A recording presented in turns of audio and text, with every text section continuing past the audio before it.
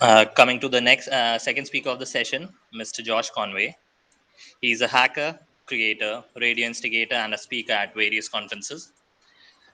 He's also an expert at SDR hacking. SDR hacking, as you guys might know, that it is an upcoming field that is very trending in the hacking community. So without further ado, we'd like to welcome Mr. Josh Conway. Hey, thank you very much for having me. And thank you for Chandigarh and Jaipur, OWASP. So I'm actually here in Bloomington, Indiana, United States of America. And it's actually 8:09 a.m. right now. So it's a little bit different time frame there. Let me go ahead and get my presentation up and running here.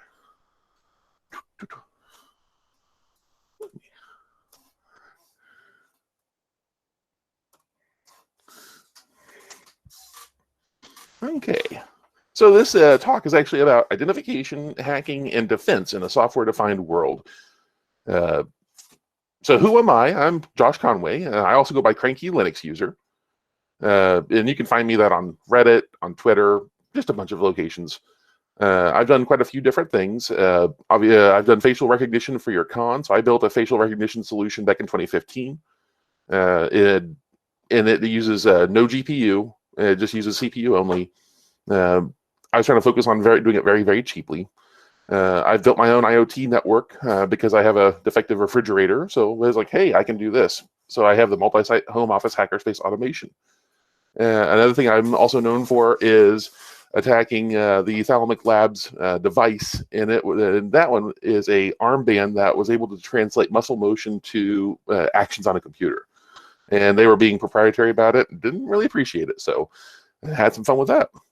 But about this class, so what we're actually discussing here is the basics of software-defined radio, the essential hardware, because this is a field that we can't just download software alone. We have to actually have specific radio hardware to facilitate this sort of thing. We want to identify interesting signals. Then we have the research and exploitation. It isn't as simple as downloading a tool and just using it. We have to be able to find those signals to begin with, and that's another level of difficulty. And then, of course, defense.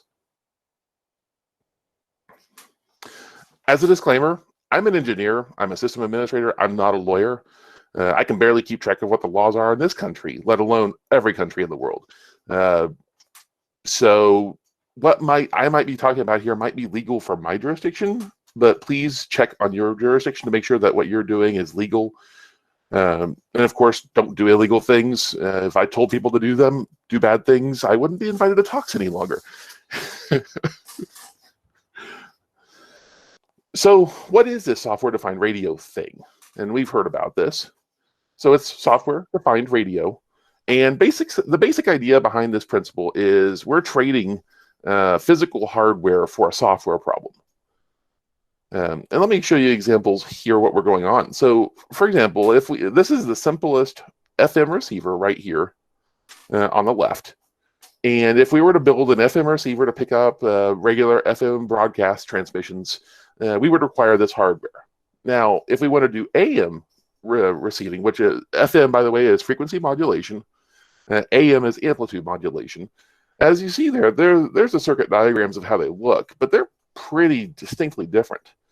And that's the problem with this is every protocol and every encoding and decoding requires its own circuit in the hardware side of the world.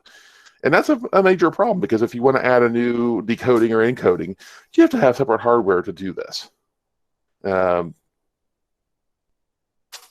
to be honest, there's actually tens of thousands of protocols. So I've heard rumors from the US military that they have rooms full of different hardware. And with software-defined radio, they're able to actually remove half of it, if not more. But in the older days, you would have literally massive rooms of literally each rack would be its own set of radio frequencies. And that was what was required back in those days. You had to have literally each board, each electronic device was its own protocol encoder or decoder. Now, software-defined radio, what we're doing here instead is this is now, instead of having all this racks and racks and racks of hardware, we can actually substitute programs because we translate the data from the raw radio data into digital format. And then once it's digital, we can actually manipulate it like you would any other program. And of course, the benefits of being able to do that is very obvious. Instead of needing hundreds of pieces of hardware, you need one. So what is it not good for? Well, frankly, your wallet. SDR, the more you go, the more performance you get, it exponentially increases in cost. It gets stupid expensive. But I try not to focus on the expensive stuff because not everyone has access to it. I prefer cheap. SDR is also not good for protocols with hard timing constraints. So, for example, using an SDR with transmitting Wi-Fi. If you have a transmitter, Wi-Fi, or your computer Wi-Fi or your phone Wi-Fi requires very hard, exacting constraints in time of when packets have to be emitted and when they can't be. So software-defined radios aren't good at that because the software has to go from the radio to the CPU back to the radio. And that time it takes, the lag in order to process it, is just not good enough for most SDRs. Another case of where SDRs have problems is if you're nearby very loud FM broadcast stations. I know I looked at the frequency bands for the US and for India, and I noticed that 87 megahertz to 107 megahertz, we actually share the same frequencies. And those are your standard FM broadcast stations, your music stations, your talk stations, and things.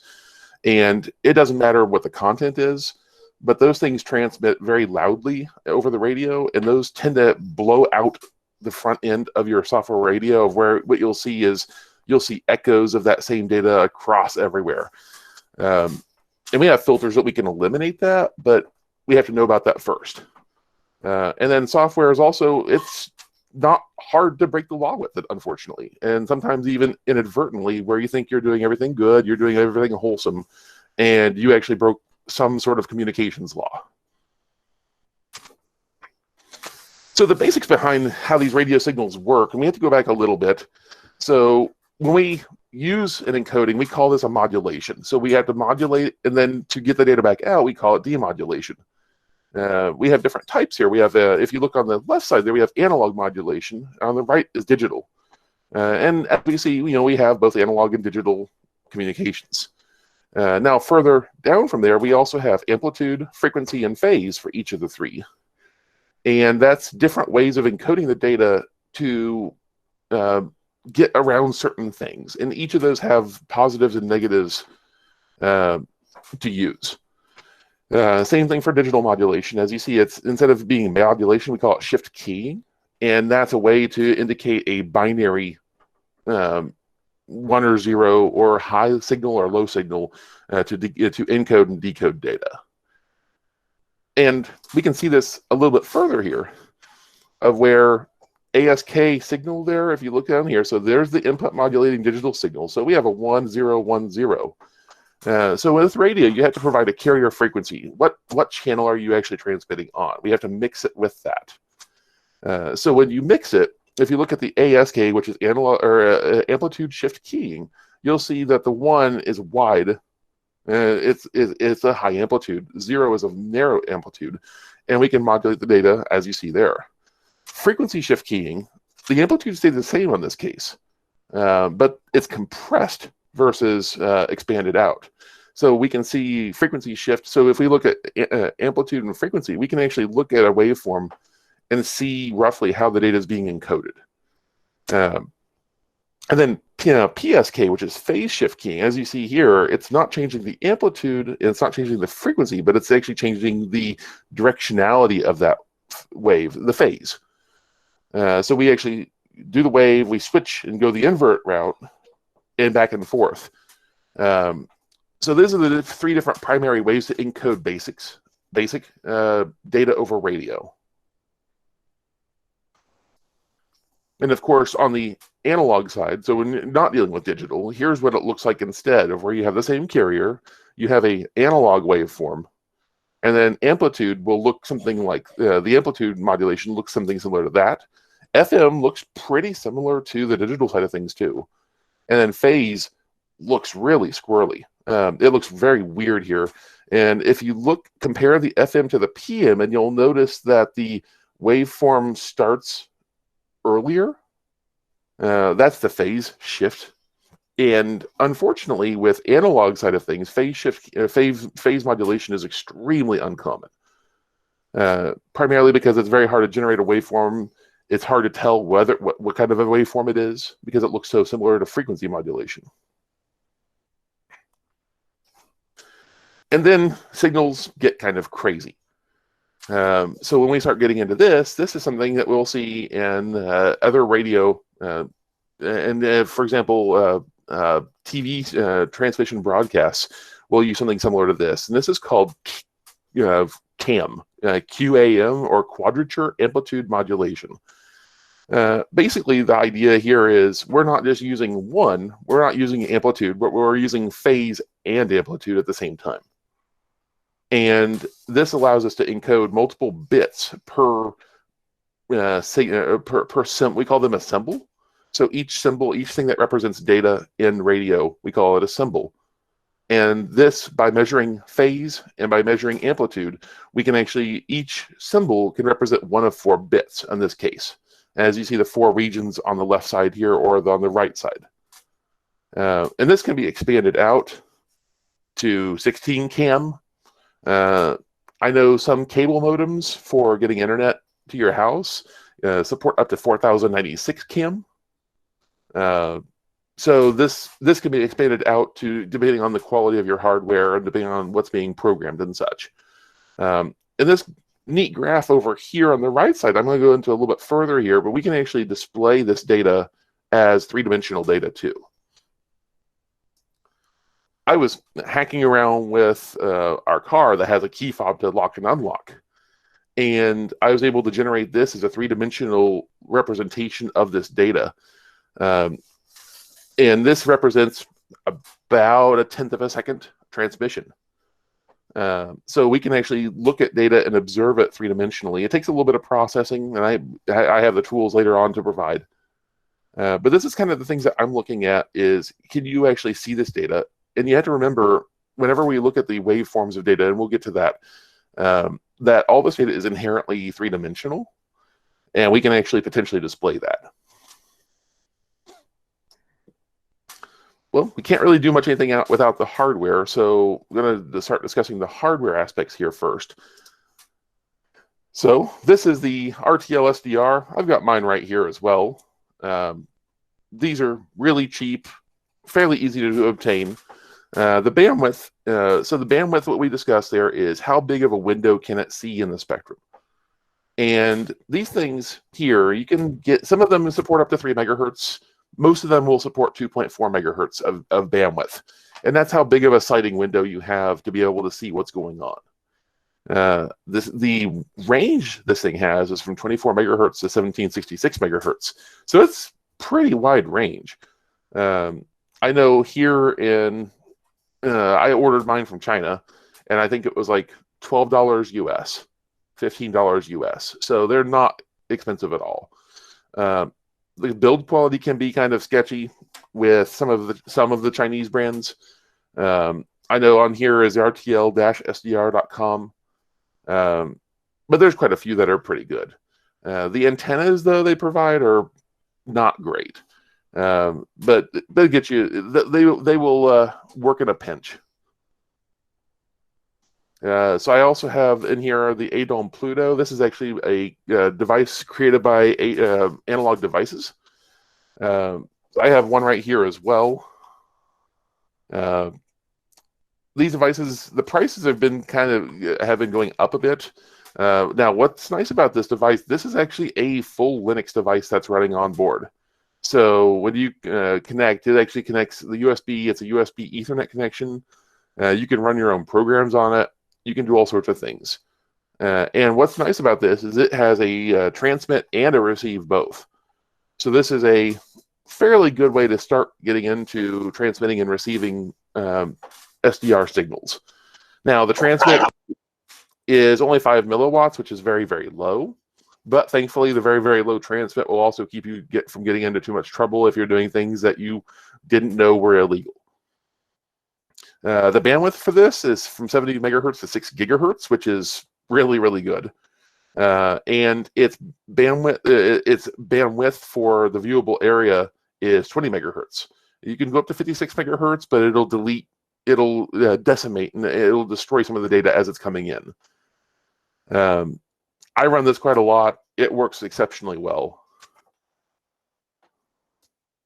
The HackRF, this is one of the devices that was created by Great Scott Gadgets. This is also open source hardware, so there's also a lot of Chinese dealers who are about 1/3 to 1/4 of the price, which is usually around $80 US. So there's that. What's nice about this is it supports from 1 megahertz to 6 gigahertz, so it can cover a very wide range. Its window it can view, I believe, is 20 megahertz as well. But it can also do a sweep mode, which allows you to look at the whole spectrum rapidly. The downside here is it's simplex, which means you can only transmit or receive one at a time from the connector. And we'll get to the IQ thing in here in just a minute, but that's just a basic quality of data coming out of the SDR. We have a Cabarros SDR as well. This is effectively, think of this as 4 RTLSDRs connected together. And the benefit for this is it allows you to real-time triangulate and give headings of radio signals of where they are around you.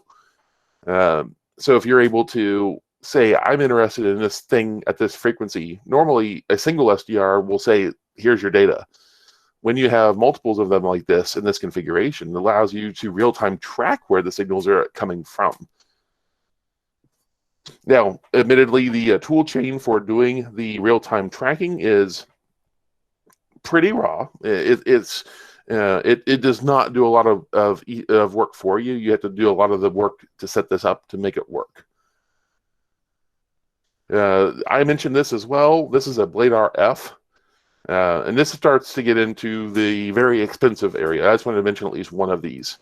And what this one is, this is actually 2 inputs, or two receives and 2 transmits.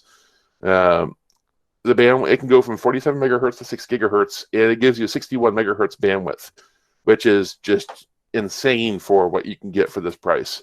But unfortunately, it is $480 base, which is expensive. We also have to discuss antennas. So we just discussed the actual acquisition hardware. So think of this as a way to pull the analog signals from for the radio transmissions from everywhere. And what an SDR does is it converts it to the digital data. But we also need to match an antenna to the frequencies we're looking at.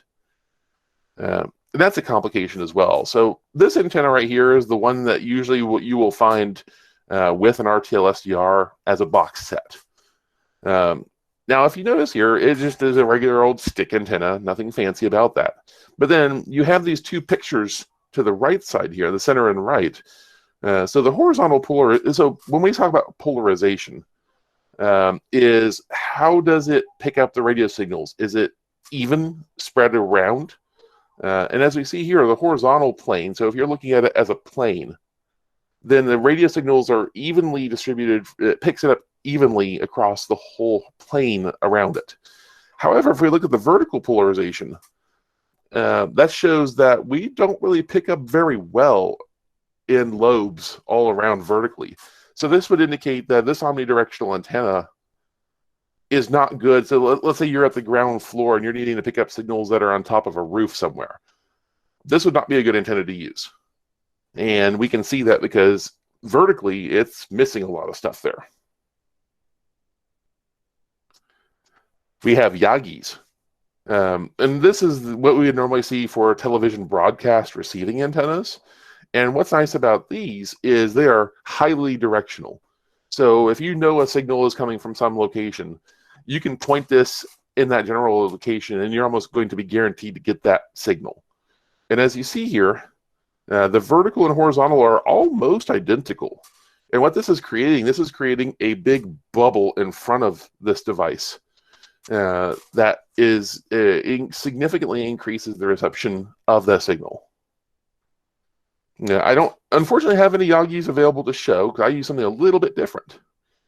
So here's another example. So here's the same pictures that we saw earlier, but this is a three-dimensional representation of what this signal looks like with a Yagi, of where it gets a great deal of signal this direction, and it doesn't do much for behind you or on the sides. This is an antenna I use quite a lot. This is called a log periodic, and this antenna is similar to a Yagi, of where it's highly directional. I've got one, actually got a few of them right here. So this one is good for 400 megahertz to 1 gigahertz. So it covers a very wide spectrum. It's also highly directional. I have another one over here as well. I use this one a lot more for Wi-Fi and things, but this is good for 850 megahertz to 6500 megahertz. I can hook this up to Wi-Fi, and this thing picks up Wi-Fi beautifully in the highly directional manner.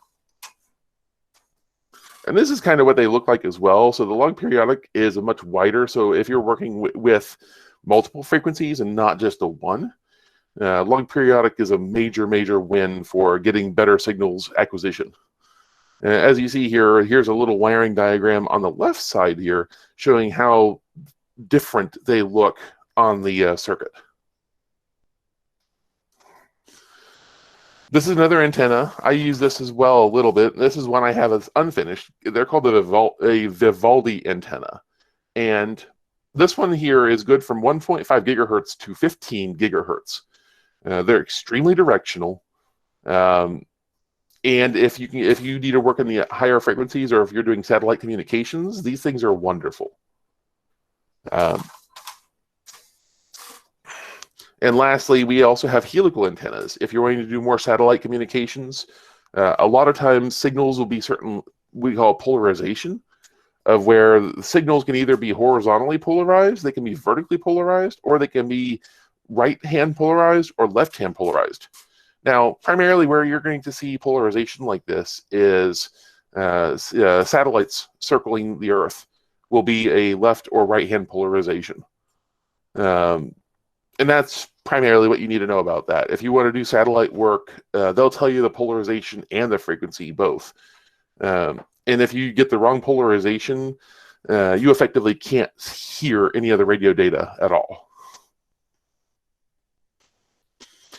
And I have to discuss computers as well.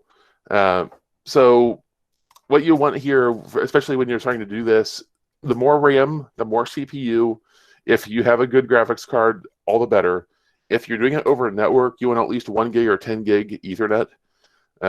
Effectively, the more money you put into this, the more processing you can do to actually crunch the data you need. If you have things hanging off of USB, so like USB 3 for most of your devices, or USB 2, you don't want to have webcams or anything else on there along with that, because that just jams up the USB bus. And it will actually cause you to lose data acquisition. Now we're starting to get into the good stuff here, the software. So all this hardware doesn't really do you much any good unless you have the proper software stack to run. So as my nickname is Cranky Linux User, I tend to go for Raspbian, either Kali or Pin2. Kali is going to be really friendly to work with, but that's not really going to be for our Raspberry Pi level machines, whereas Raspbian is going to be exceptional for the Raspberry Pi side of things. Pin2 is recommended actually by the RF Hacking Village at DEF CON. I've never had experience with it, but I've seen it in action, and it's definitely top tier. So the first thing I look at is, how do you actually see these signals? And this, as you see here, this is a program called GQRX. And an equivalent program for this in the Windows side of things is like SDR Sharp or SDR Pound. And what this does is this opens up an SDR device and then allows you to view the data coming through here, as you see. And you can see all the different features and different things happening. And the higher the peaks, you have something going on. As we see here, we're at 6.040 megahertz. So this is very low frequency. And we're going to see, as we go further lower frequency, we're going to see a lot more stuff going on, more compacted. Whereas the higher the frequency we are, we're going to see things much more spread out, but much more dense in terms of data acquisition, data transmissions. And of course, SDR Sharp is what I mentioned just a moment ago. This is the Windows side of things. Like I said, I do much more of the Linux, so I had to talk to a friend about the Windows side of tools. But this is what you're expecting with the SDR Sharp. The same thing allows you to listen to data, acquire it, decode it. SDR Sharp supports a bunch of different basic decoders. However, the more complicated protocols we'll get to, we'll need dedicated decoders for those instead. Another tool I use is called SDR Angel. The nice thing about this tool is this is not just a listening tool like SDR Sharp or GQRX, but this also has a full transmit stack. So for example, in cases of the Aeon Pluto here, of where you have a transmit and a receive both, I can set this up to say, okay, I want to transmit at this frequency, and you can use the transmit on this at the same time as using the receive. So that's really convenient for SDR Angel to be able to do that. This is an in-browser one called Shiny SDR. If you remember, I said if you're going over the network for software-defined radio, you would want 1 gig or 10 gig networking if you can get it. And this is because this is all done in the browser. So you can put, say, a Raspberry Pi in your, on your roof, mounted on your roof with your antenna, and then communicate over networking to that over a browser. And this allows you to do remote SDR work in the area. This is a really slick piece of software because this allows you to shift the frequencies and move around, and it records existing data so it doesn't lose your waveform. A lot of the other ones will lose your waveform when you move around. So this starts to get into much more of the analytics side of things. This is called Universal Radio Hacker, or URH. So this tool can also listen to signals. It can transmit signals. And what we do here is we're able to say, okay, I want to isolate this frequency, and I want to record this data. And I want to be able to analyze it. I want to then transmit it back out to see if I can do stuff to the destination device. So for example, I have a car that has a key fob that you can press to lock and unlock the vehicle. And if you remember the picture earlier where it was a three-dimensional picture, that was actually one of our cars that I recorded.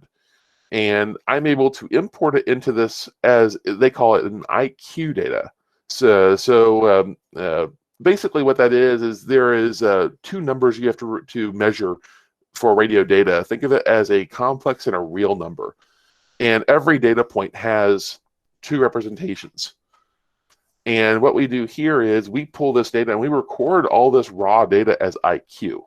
Now, normally when you record a radio channel, you just record the audio or whatever, your radio station. But there's actually underlying data of the IQ that we throw out in order to translate it to an FM music. And this IQ data is what we actually use to analyze all of the stuff here. So this allows you to, if you look a little closer here, we can actually tell it what modulation. It can also auto-detect or attempt to auto-detect parameters. So if it's a simple phase shift, analog shift, or phase shift keying, or frequency shift keying, this will actually try to automatically determine what the data is. Now, obviously, it's going to give binary representations at the bottom that you can either interpret as bits, bytes, ASCII characters. There's ways to interpret it that.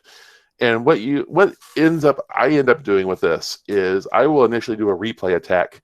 I'll just record data, and then I will then transmit it back out. And I'm doing it effectively. Think of it as just literally hitting record and then playback. And a lot of devices, I mean a ton of them, will fall to this attack. So this is a good way to get your feet wet and to understand how does this work for attacking stuff. And once you have the basic data recorded, then you can start deciphering it And there's another pane there. If you look at the top tab there where this says interpretation and then analysis and then generator.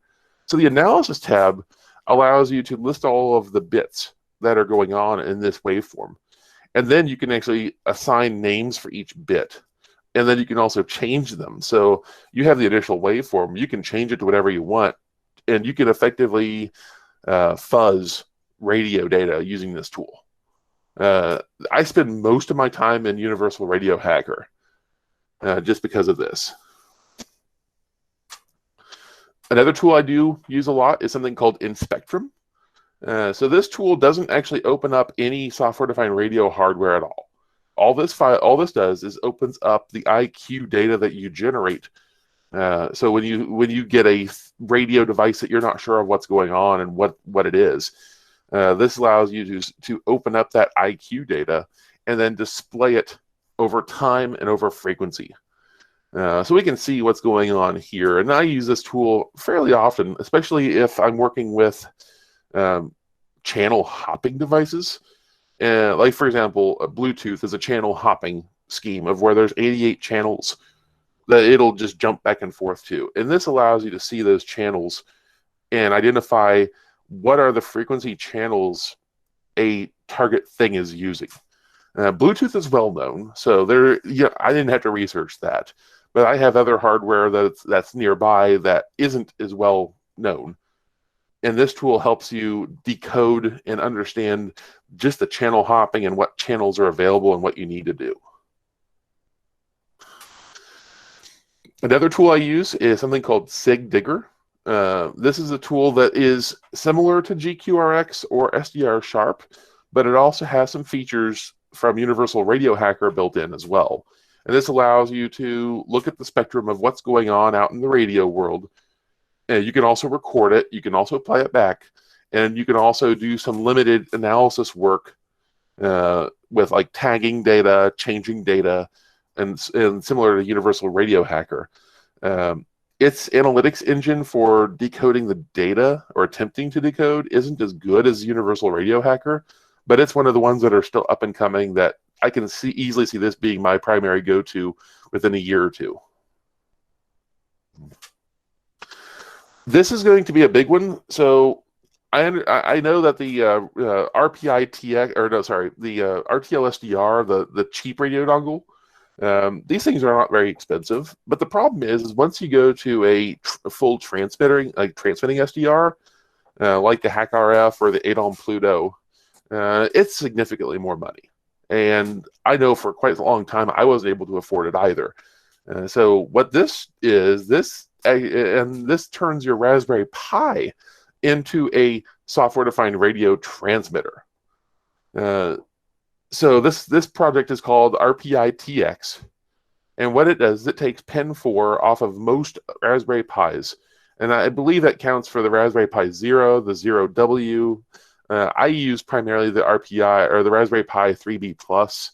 There's even limited support for the Raspberry Pi 4.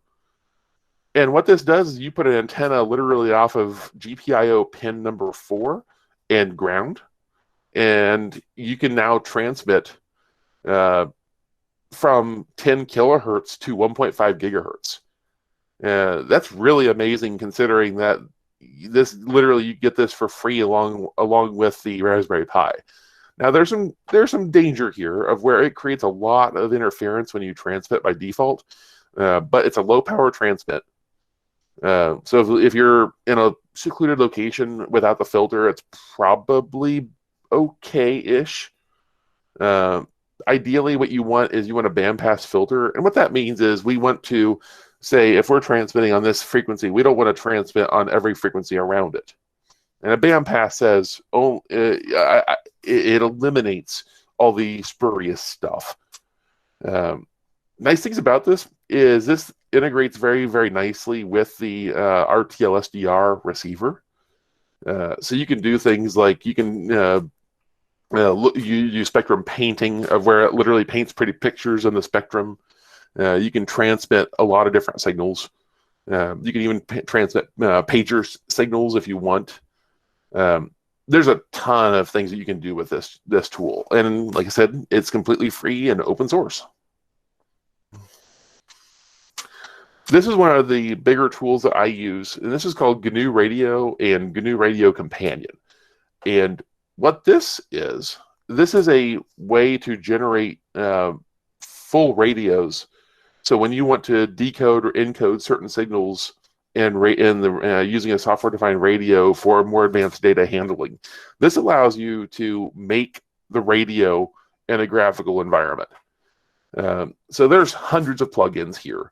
The biggest complication with using this is you have to understand a lot about digital signal processing and understanding how the data flow works, how radios actually work.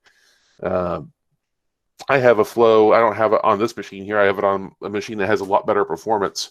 But I have a Wi-Fi receiving script just to receive Wi-Fi, and you can do that. But this tool is impressive, and it is extremely deep. I know that Great Scott Gadgets, the folks who make the HackRF, they have, I think, 10 hours of videos just teaching how to use this tool. I know of other classes that are literally weeks upon weeks of teaching this tool. A lot of times what I'll do is I'll find somebody else who has done the flow. So this chart right here in the center, and you can download somebody else's flow to do a certain radio thing. So a lot of times I'll do that, and that'll jumpstart me to whatever I need to do. And the nice thing about this is underlying all that graphical stuff is this is actually just a Python 2 or Python 3 script. So if you happen to know Python, and you're on the dev side of things here, you can literally say, show me the Python code, and there you go. What's really nice about this is you can write up a protocol for the script, and then you can then call another program to call this Python script, so you can integrate GNU Radio into your other projects. So that's a really nice big feature here. Everything's just Python. This is another tool. I've not actually used this one. This is called Red Hawk. And Red Hawk, this is actually a United States government tool that was open sourced for the world, put out by the National Security Agency. This is similar to what GNU Radio does, but they don't do open source, so they did their own thing, and here's this thing. I know there's a few guides online on how to install it. It only is supported by Red Hat and CentOS. Like I said, it looks really interesting. I need to play with it and figure out how it works and if it's any better. But most of the work here in the software-defined radio world is all being done with GNU Radio. So I like to keep it in mind, but I'm not really prioritizing this tool. Another tool I use, which is not directly radio, but this is a way to create syntactical connectivity between software-defined radios and other tools. And this is called NodeRed. And NodeRed is a JavaScript-based tool that you can generate front ends, and you can generate API connections very, very rapidly. I use this to push and to start and stop flow data, quick analysis, moving data back and forth. It's also all drag and drop, and it's also low code JavaScript. You can definitely do JavaScript programming in here, but you don't have to. So the SDR analytics. So when I go into a region, now we have to keep in mind here, since we're measuring radio, this isn't inherently on the internet. So since it's radio, it's actually a location based. So the way this works is lower frequencies will travel a lot further. So like 50 megahertz and below, I can go 1,000 miles with decent hardware. The further up you go, the more line of sight it is. So for example, like your Wi-Fi signals from your computer, with the absolute best Wi-Fi hardware possible, with amplifiers and everything, I've seen at most like maybe 180 kilometers for a single Wi-Fi signal. And that was done in a desert in the middle of nowhere. So the higher the frequencies you go, the harder it is to get it outside of line of sight. Now, this right here is called SIGID Wiki, or the Signals Identification Wiki. And what this is a bunch of fellow amateurs and professionals getting together to say, okay, here are the signals we're finding. We don't always know what these signals are. Sometimes we do. Sometimes we're generating the signals ourselves. Sometimes we catch them in the act. Unfortunately, when I looked here, there wasn't any signals explicitly called out for India, but there's a lot of worldwide signals that we catch here. For example, like 4G and LTE signals we see around the world. FM broadcast stations we see mostly around the world. There's a few locations that don't, but usually it is. And then we also catch a lot of other stations in the area. For example, if you look, there is a Chinese station on, I think, 7.8 megahertz that literally transmits over other shortwave channels. So this is a good start of looking at signals, what's going on in your area. And if you have no clue what those signals look like, you can start looking at here, get the general frequency bands and go, okay, so what does this match similar to?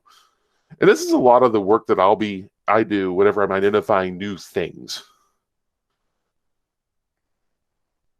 We have other tools of where we know the protocols. So, for example, there's something called ADSB. And what this is, every airline and every aircraft has a transponder. So it's a transmitter stack that transmits its call sign for the aircraft, where its location is, GPS, its heading, everything. And this is unencrypted, unauthenticated data. So we can actually run an RTLSDR, one of the really cheap ones here, and we can pick up in a huge area, I think something like 60 kilometers radius around your location, and just pick out all of the airplanes that are flying in your local area.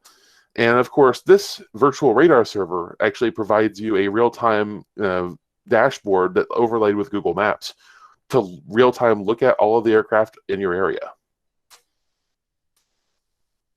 There's something also similar for those who are near major waterways. There's also a ship detector. So it's the same kind of thing as ADSB, but this one actually shows ships at sea, ships in different major waterways. Unfortunately, the downside of this one is this is payware, so you have to pay money for this ship plotter. But I did want to mention that it does exist. I did some research with police communications. So here in the United States, we use a protocol called P25. And the basic idea how that works is you have a data communications channel, and then you have a whole bunch of digital communications that are all for voice. And the digital communications channel is meant for each of the radios, and they acknowledge what channels are not in use to move the channels back and forth. And that's called trunked radio. Now, I looked at the Indian police agencies, and it looks like that primarily what we're seeing is VHF, so 136 megahertz to 172 megahertz, and then UHF, ultra high frequency and very high frequency, and that's from 420 to 470 megahertz. Now, I did notice, I believe it was Sachin Parantakalat who made this comment here. I had a little bit of feedback.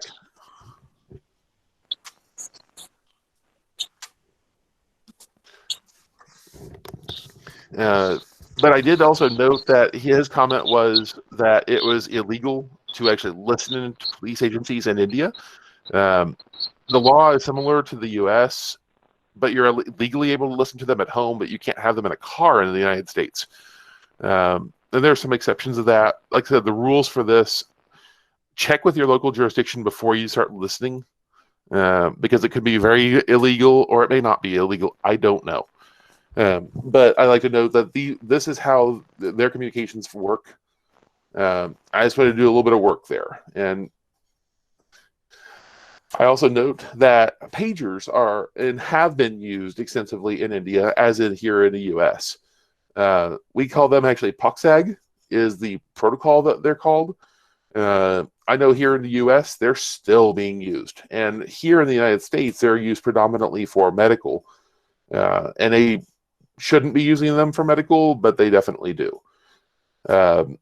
And you can actually use that. And I didn't want to put the code here to run that because for communications laws, it's actually in the United States, it's illegal straight up to listen to POXAG other than for pagers that are your pagers. And the attacks that I would provide would literally show every message breaking the law.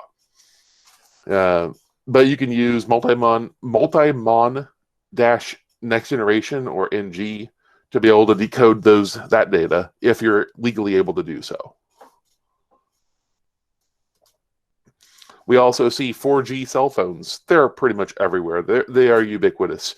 And this is the kind of data that they look like.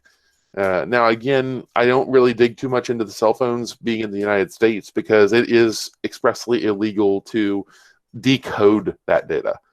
I can view it like this waveform, but further decoding it, even though nobody would be able to catch me, it would still be illegal for me to actually attempt to decode it.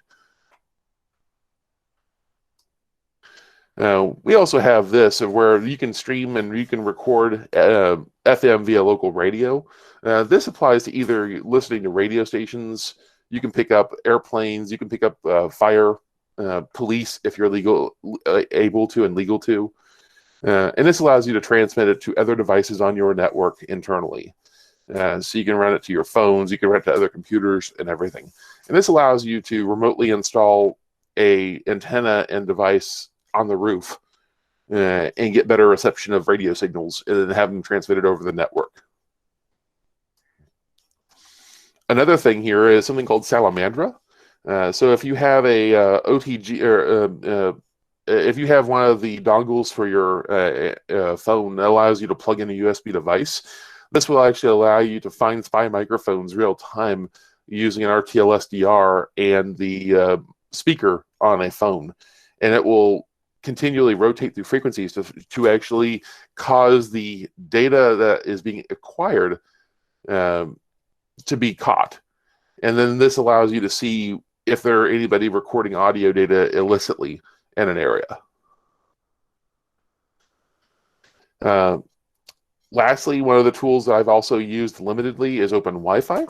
And this is really cool because this is actually a way to either do a receive-only stack using a more expensive software-defined radio, or if you have the $720 US Blade RF A9, you can actually transmit and receive Wi-Fi both. And that actually opens up an avenue of fuzzing attacks. Fuzzing is where you subtly change the data of what the hardware is expecting, and you modify it. Like, for example, if there's a checksum in there, you modify the checksum to cause it to fail. If there's a date, give it the wrong date and give it the wrong date time. And what you do is you can subtly change things to fuzz something, see how things break. And this was actually something similar to this was already done, I think, last week, of where a whole class of like 12 different exploits were revealed for all Wi-Fi hardware. So there's still a lot of further exploit work to be done here with Wi-Fi and with Bluetooth. So defense. How do you defend against these kind of attacks? Well, first off is to identify that you're even transmitting radios. That's the first thing. So, for example, there are protocols like Zigbee, which is used a lot for Internet of Things. Are you transmitting Zigbee? There are active exploits for Zigbee. There's different active exploits for a lot of different things. And the key here is with defense, there really isn't much anything here to say other than know that you're running it and you can then choose to run it or not. The inherent problem is with this area is all these devices, especially the ones that have integrated radios, are inherently nearly unable to update to fix exploits. So once an exploit has been found, it's probably not going to get fixed. So your best defense is to identify what things are running with these kind of radios that are not updatable and remove them. That's your primary defense. And as a story about that, I was at DEF CON 2 years ago, which is the biggest hacker conference, I think, in the world. And there is active, easy-to-run exploits for Logitech wireless keyboards and mice and clickers. And with a $10 device, with something called a Crazy Radio, you can actually look at all of the people running in your locality wireless keyboards and mice. And then second thing you can do is you can actually attack them by injecting your characters at whatever you want to type. And there's nothing they can do about that to stop it, because even though the protocol is encrypted, it's badly encrypted, and there's no way to fix the hardware. So anybody running wireless keyboards or mice are inherently vulnerable. And when I showed up to DEF CON, I went to one of the areas of where they were doing capture the flag competitions. And I turned on, I said, okay, show me all the devices that are vulnerable. And I found more than 300 devices that were vulnerable, which equates to around 100 people's computers who I could have taken control of and do whatever I wanted with. The simple answer there is don't use the wireless hardware if you can avoid it. That is your biggest defense. If you have to, the next thing to do is to look and do Google searches to figure out, are there active exploits going on with this hardware? Look up the name of the hardware with SDR, SDR hack, in that realm, and those things. And you have to search around a lot. A lot of the tools are hard to find. A lot of them are not very complete. A lot of the hack tools will get you 90% there, but not, and then let you finish the other 10% yourself.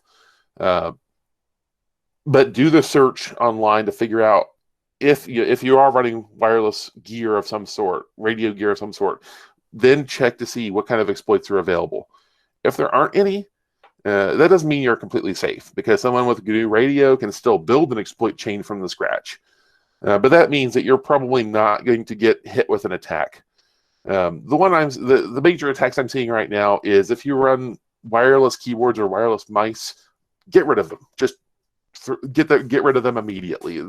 I've seen so many attacks with those. And I like to lastly discuss ethics.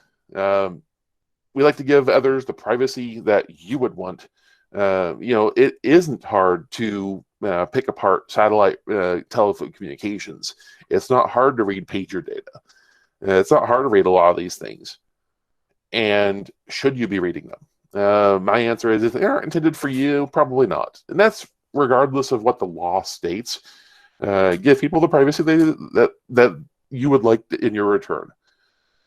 Lastly, this is the tough one here, is hacking in 0 days. Because of the way a lot of these radios are implemented, they're extremely hard to repair, if you can even repair them at all.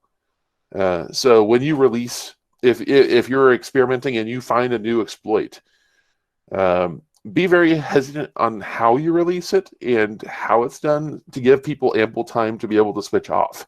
And because there isn't a simple software patch that you can just download and fix it. And this has actually been reason why I've been fairly slow on releasing exploits, because of a lot of these inherent unupgradable issues.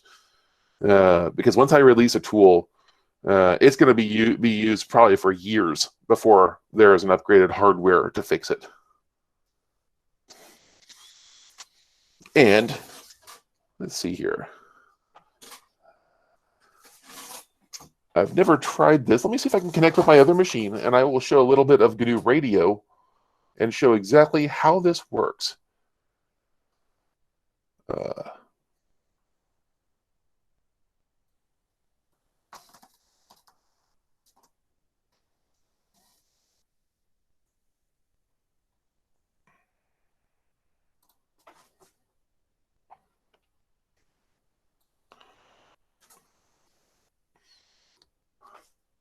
Let's see.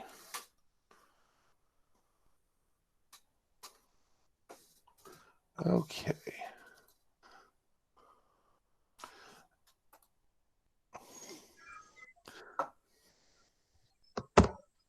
Okay.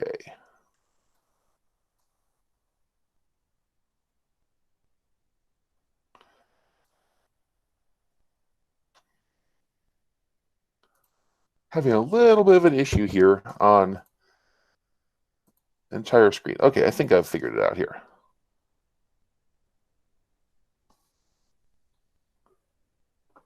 Okay.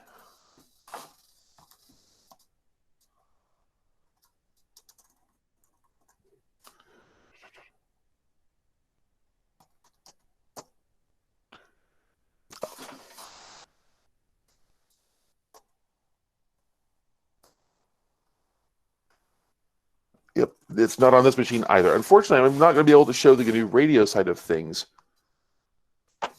It's not installed on this machine over here. Let me go ahead and stop sharing. There. And that is it for the presentation. And do I have any questions that I can answer around the subject? So I'm seeing from F11, so radio frequencies to hack home automated IoT devices. So with, can everyone hear me just fine?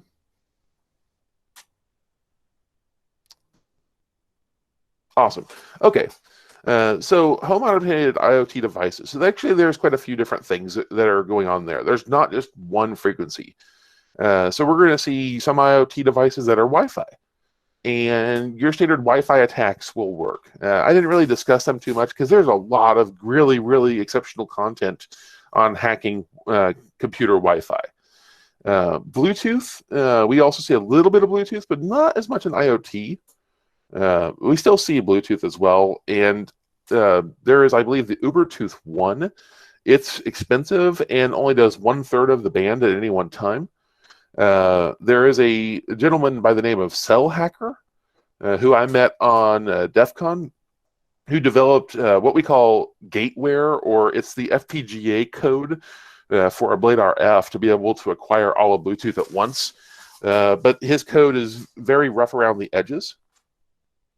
And that's one way to attack Bluetooth. So finally, the other things are, we also have to look at other radio protocols that may be implemented differently. So for example, there is a NRF L01 Plus chipset by Nordic Semiconductor. And that's where you'll need a mouse jack or the crazy radio hardware in order to attack those protocols. There is GR-Nordic for a standard SDR.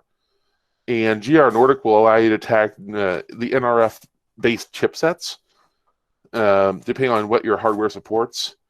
We have Zigbee and Z-Wave. You'll need either a general SDR as well with the Z-Wave attack libraries. And those will help open up those areas. The problem is we have to actually know what the protocol is. A lot of times what I'll do in the United States, since all of our radio devices in this country have to be given a US FCC ID number, and that's Federal Communications Commission. What I can do is I can look up on the FCC's government webpage and type in that number that's required legally and say, tell me all the data about this radio. And that's when and a lot of your research can be done via the government sites, and then you'll get a lot of the basic frequencies. It won't tell you a lot of detail, but it will really help narrow down 99% of the stuff. What frequency, what basic encoding. Yep, thank you. FCCIO is one as well. And like I said, I know I forget what it's called in India. But their Communications Commission, I've seen South Korea. A lot of times, if you know a device is created somewhere else, like, for example, this is a South Korean device, you can also use their federal government's radio organization to determine stuff. And occasionally, like, for example, when a company, like, for example, Samsung is in South Korea, I can go to their government's page, get information. I can go to the U.S. government's page because they are licensed here in this country and get that information and combine them all together. Okay.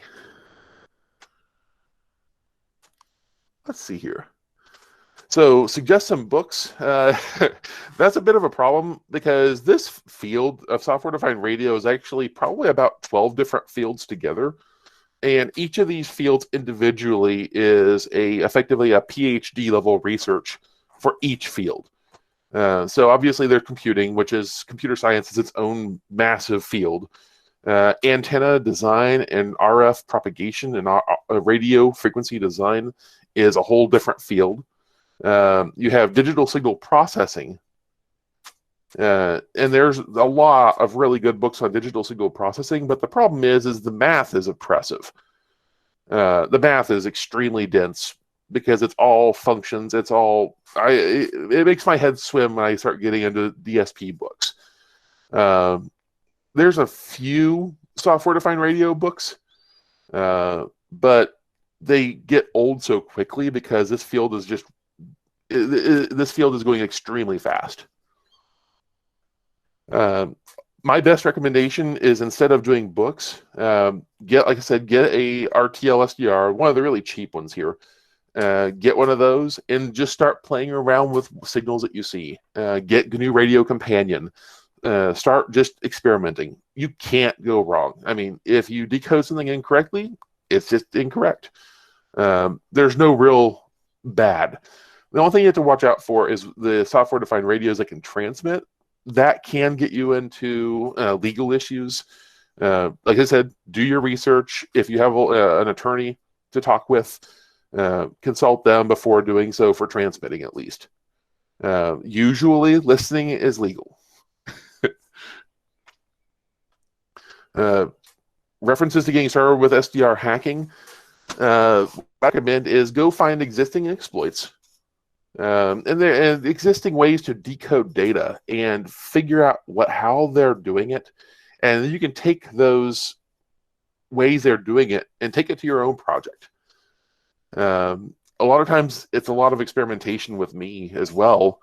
I'll use SIG Wiki, the signal identification wiki, to determine what am I even dealing with, because a lot of times I'll see weird signals and go, what is this signal? And I won't even have a clue. It's like it's definitely very pretty lines on a graph, but what is it? So a lot of times, a lot of my research early on is looking at the radio signal, but not actually digitally investigating it first. It's just going, what is this thing? Will forensics work for radio hacking? Forensics is usually after the device is already done, is my understanding.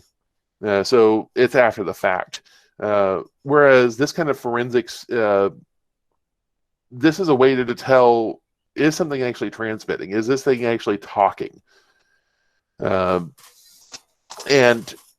a lot of times you won't even know what the device is. So for example, you'll hear, and I use the word hear because your SDR is the ear, and you'll hear signals that are going on, and they'll be nearby your vicinity, but they won't actually be your devices. So, for example, one case I live, I did a Wi-Fi detection with my software-defined radio, and I found something. Normally, the Wi-Fi channels for 2.4 gigahertz, there's 11 channels that you can transmit on in the United States. And I found something transmitting on channel 14, which is actually technically illegal here. No one really cares because it's still within the band it's not a big deal. But I found something transmitting on channel 14. And when I decoded that data, it turns out somebody actually set up their camera network for doing like basic surveillance with channel 14. So nobody else could really see it normally. But my software-defined radio could definitely go, hey, that's something that shouldn't be there. Let's try to decode it. Which Linux flavor am I using? Well, right now on my desktops, I'm actually running Xubuntu 20.04. But it really depends a lot of what I'm doing. If I'm running a Linux server on the back end for personal purposes, I'll run Debian. And if I'm doing something professionally, I'll prefer Red Hat. If I'm making networking hardware, I prefer FreeBSD or OpenBSD. So I work with a bunch of different Linux and Unix-based devices. The term for wireless devices, there's actually quite a few tools to crack Wi-Fi. WiFite, WIFITE -- is one that I've used a lot for attacking wireless signals, and that attacks WPA2, WPA, WEP for people who still have WEP turned on and they shouldn't. So that tool I use a lot for doing wireless attacks over Wi-Fi and computer networks. What are other defense methods to prevent from attacks? There isn't much. Personally, I am a CTO for a company I'm trying to start up, and I have some hardware that I'm trying to build to. It doesn't defend, but it would triangulate and trilaterate where a signal is happening, and you could set watchers and say, I want to watch these frequencies to protect stuff. But in terms of actual defense, your best defense is to remove the hardware, if you're able to do so at all. Updating isn't really a good answer. It doesn't really work because most of these companies don't update stuff. And most of these radio hardware devices aren't SDRs. So we can't just change the code on the fly to fix things. So really what it amounts to is you can't fix them. And if they're plugged in and they're running, you're vulnerable. So the only real good answer there is to remove them. Okay, so tell about satellites are protecting their frequency. It's an area that I have not done too much in. I don't have the required hardware to really do a lot of the satellite hacking kind of things, but I have a friend who does. And what you need is a gimbal to automatically rotate and move an antenna around to track a satellite as it's traveling around the Earth. But along with that, a lot of satellites don't protect anything. The data is still being transmitted off of a radio frequency. Now, there was the case with SpaceX, the space company owned by Elon Musk. And initially, the Falcon Heavy rocket telemetry data was actually unencrypted and open. And a friend of mine over in another Discord chat was able to write a decoder to decode that data. However, SpaceX does use software-defined radios to do their radio protocols and turned on encryption the next day. Now, it's still encrypted data. We can still see the data, but we can't decode it. We don't know what it means now because they've made it garbage effectively for us. There are a lot of amateur radio satellites for those of us who are amateur radio operators, me included. And those are going to always be unencrypted. Those are usually, I think are around 144 megahertz. And then there's other channels and other frequencies used as well. But that's going to be a bulk of the amateur radio satellites. And if you do more search about that, you don't have to do much any research at all or hacking to figure those out. The amateur radio operators are glad to tell you what the frequencies are, uplinks, downlinks. We call, for satellites, since they travel around the Earth, we call this the Afermis data, and that is the telemetry of where they are real time around the Earth. And they share that Afermis data so you can easily determine if there are satellites overhead in your area. Can you 3D map out a place using RF? Yes. I found a project on Hackaday of someone who took a 3D printer gantry that can move in all the different areas, and they put an ESP8266 on it with an LED for color indication. And what they did was they measured the signal strength in an area by moving it around, and they were able to generate maps that show real-time three-dimensional volumetric maps of better signals and worse signals. Now, that's extremely hard to normally do because, like I said, it took them 2 hours to do a single map of a volume. Now, at a larger scale, so the equipment here, the Cabarros SDR, this has 4 different inputs here, and by putting them in a linear or a circular arrangement, you're able to measure the signal waves as they're coming in. And by measuring the delay off each of the antennas, you're able to say this signal is this direction 1 mile, or yeah. And that gives you a heading from where your antennas are to the destination signal. Now, that only shows you the things that you're measuring. And the inherent issue with the Cabarros SDR is it's only 3 megahertz wide. So you have to crawl through the signals to figure out one piece at a time. But that would allow you to create, and that's not really a 3-dimensional map as much. That's more of a 2-dimensional map of radio signals of a certain thing that you're watching. Yes, something about crack.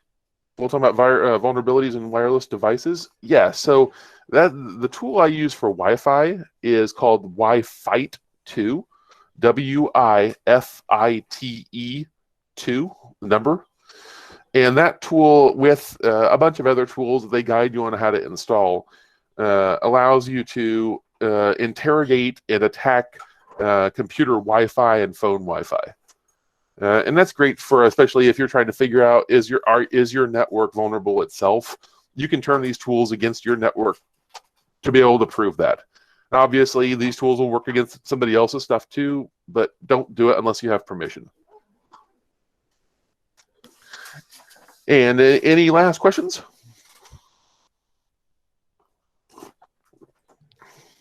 Well, I think... Hi, Josh. I guess that's it. Awesome. And I'm really thankful for you to just take out time from your busy schedule. And although you're having a different time zone, I'm really thankful that you took out time for us. And thank you all of the attendees. And if you have any last questions, you can just ask. Oh, wireless keyboards. Absolutely. So what this is, so wireless keyboards primarily use the Nordic semiconductor chipsets. And there's actually quite a few pieces of software that you can help with the hardware. One is called GR Nordic. And GR Nordic is the GNU Radio Nordic plugins. Now, this is the basic plugin, so if you want to build a radio, you can use these tools to build it.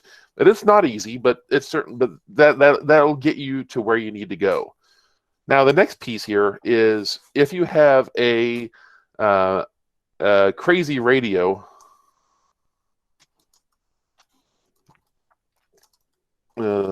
And this hardware is specific. This isn't, so the crazy radio is not a software-defined radio. It's a Nordic semiconductor on a USB board.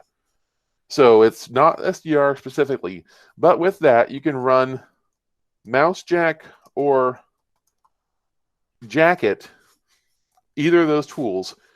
Jacket, what the jacket tool is you can give it a rubber ducky script, which a rubber ducky is a USB penetration testing device that you can put a script, and then once you plug this device in on a destination machine, it will then execute the script, like move the mouse this way, click the keyboard this way, do these things to do a certain thing.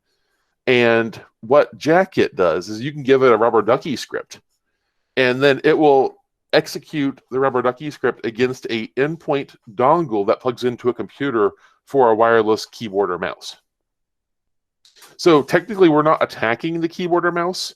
We're attacking the dongle that plugs into the computer. But anybody who has a dongle plugged in is vulnerable.